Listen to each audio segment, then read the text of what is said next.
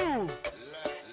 Sefaja pitirwa ni mauto Wafamili madikova alamboloko Parfaro iwe Anzi Mundi umbira kona kungi mukuwasha Padezi ndadezi kwa nanisha Kona ngali zanzi chino pisha Kona ngali wacha ungekesha Bese vano buda mututu Nasinda uya ndaka ruwa sutu Kuna buda kanaka pache kutu Nekume zagu bese Easy Waraiti lulu Waraiti mbare mauto Nakuti mumboti chitsotsi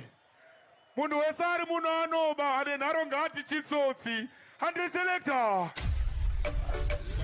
Easy Nash TV Swani Daddy Easy Mtarisi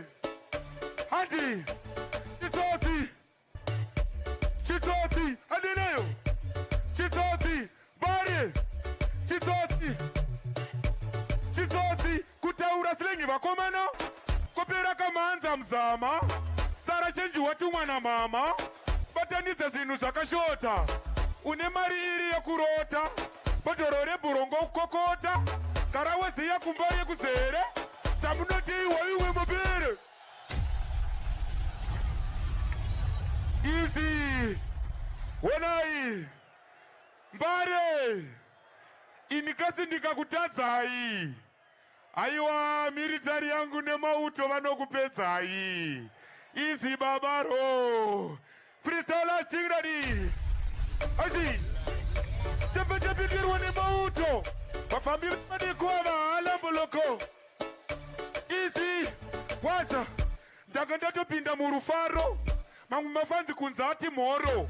Azo nditambidza 5 yedoro Handi wakareba uritoro Apa ndanga ndakarowa sutu Apa ndamboimba kwa gutu